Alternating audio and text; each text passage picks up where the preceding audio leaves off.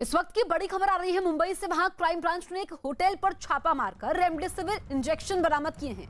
बताया गया कि रेमडेसिविर इंजेक्शन की कालाबाजारी हो रही थी, जिसकी जानकारी मिलने के बाद क्राइम ब्रांच ने छापा मारा और 5 आरोपियों को गिरफ्तार कर लिया। बताया गया कि आरोपी रेमडेसिविर का एक इंजेक्शन 18,000 रुपए में बेच रहे थे।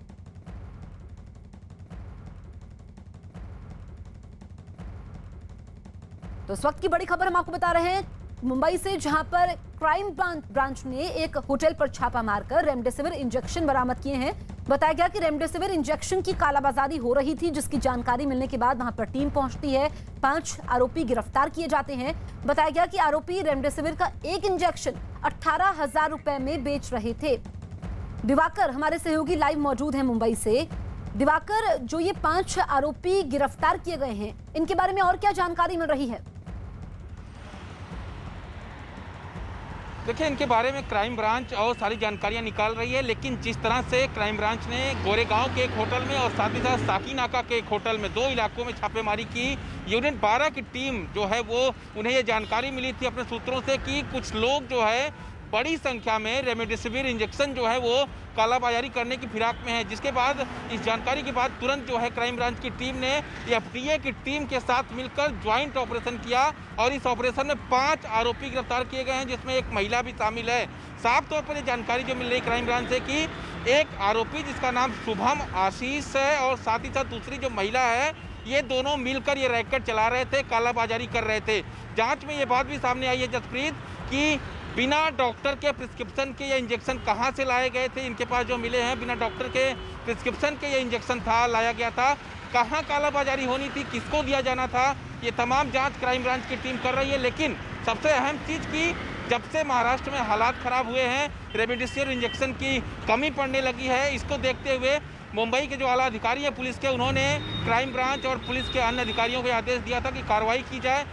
23वीं कार्रवाई ये की गई है कालाबाजारी के खिलाफ जो है। खासतौर पर पूरे मामले की जांच जो है क्राइम ब्रांच कर रही है इस वक्त जसप्रीत।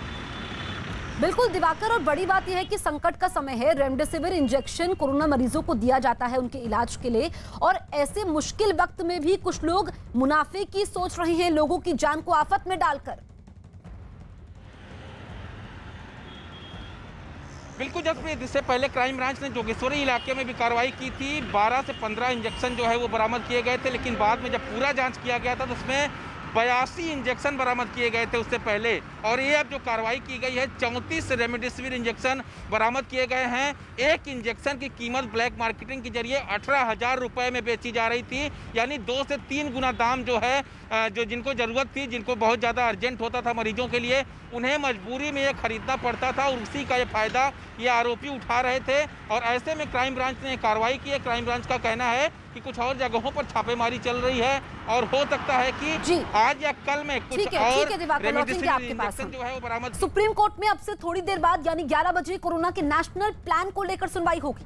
कोरोना से देश के बिगड़ते हालात और मरीजों को होने वाली परेशानियों को देखते हुए सुप्रीम कोर्ट ने खुद ही संज्ञान लिया था और केंद्र को नोटिस जारी कर कोरोना से निपटने के लिए नेशनल प्लान मांगा था।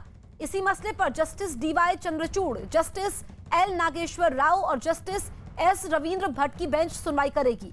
खबर है कि केंद्र सरकार कोर्ट के सामने नेशनल एक्शन प्लान पेश कर सकती है। केंद्र सरकार कोर्ट को बताएगी कि ऑक्सीजन और दवाओं की सप्लाई और कमी को पूरा करने को लेकर सरकार की क्या नीति और तैयारी है। साथ ही सरकार ये भी बताएगी कि वो किस तरह से हर नागरिक को कोरोना की वैक्सीन देने की तैयारी कर रही है। विक्रांत हमारे सहयोगी फोन लाइन पर मौजूद हैं। विक्रांत, सबकी नजरें सुप्रीम कोर्ट पर टिकी हुई है, कुछ ही देर में सुनवाई होगी। देखिए, बिल्कुल पिछली सुनवाई पर क्योंकि कोर्ट में ये सवाल उठ गया था, कुछ वकीलों ने ये विरोध जताया था कि हाईकोर्ट अलग अलग मामले में इस मामले की सुनवाई कर रहे हैं और उनको सेंट्रलाइज नहीं किया जाना चाहिए। तो सुप्रीम कोर्ट ने साफ कर दिया था कि उनकी कोई ऐसी मंशा नहीं है, लेकिन वो ये चाहते हैं कि एक सेंट्रलाइज प्लान हो जिसके मुताबिक देश भर में काम हो। और जिस तरीके से कोरोना का सेकेंड वेव आया है, ये काफी खतरनाक है, पूरा देश इससे प्रभावित हो रहा है, तो पूरे देश के लिए एक रणनीति होनी चाहिए किस तरीके से काम होगा। तो अब से कुछ देर बाद सुप्रीम कोर्ट में इस मामले में सुनवाई शुरू होगी और उम्मीद ये की जानी चाहिए कि केंद्र सरकार इस मामले में जो अपना ब्लूप्रिंट दिखाएगी, उसके आधार पर कोर्ट आगे के कुछ दिशा निर्देश जारी कर सकता है। बिल्कुल विक्रांत, खुद ही सुप्रीम कोर्ट ने इस मामले का संज्ञान लिया था, तो क्या आज सरकार नेशनल प्लान पेश करेगी कोर्ट के सामने? देखिए, बिल्कुल इस मामले में कोर्ट ने पिछली सुनवाई के दौरान ये जानना चाहा था कि केंद्र सरकार इस मामले में क्या कर रही है, कैसे ऑक्सीजन की कमी को दूर कर रही है, कैसे वैक्सीनेशन जो पूरा करवाना है उसको, उसकी कमी को किस तरीके से दूर कर रही है, और जिस तरीके से बाकी दिक्कतें सामने आ रही हैं उन सबको लेकर के सरकार के पास क्या एक्शन प्लान है, किस तरीके से राज्य सरकारों के साथ कोऑर्डिनेट करके, कोऑर्डिनेटेड एफर्ट करके इन समस्याओं को दूर किया जा रहा है। तो इन सब चीजों को लेकर के अब से कुछ देर बाद होने वाली सुनवाई में उम्मीद ये की जा रही है कि 11 बजे के करीब ये सुनवाई होगी।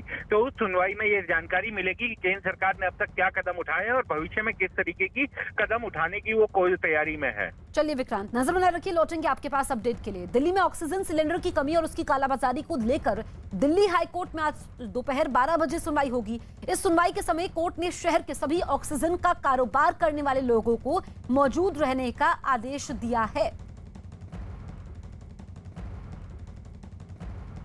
तो हाई कोर्ट पर सुनवाई होनी है दोपहर 12 बजे, और अहम ये सुनवाई है क्योंकि जितने भी ऑक्सीजन का कारोबार करने वाले लोग हैं वो मौजूद रहेंगे, और हमने देखा है कि किस तरीके से कालाबाजारी हो रही है। अमित हमारे सहयोगी लाइव मौजूद हैं।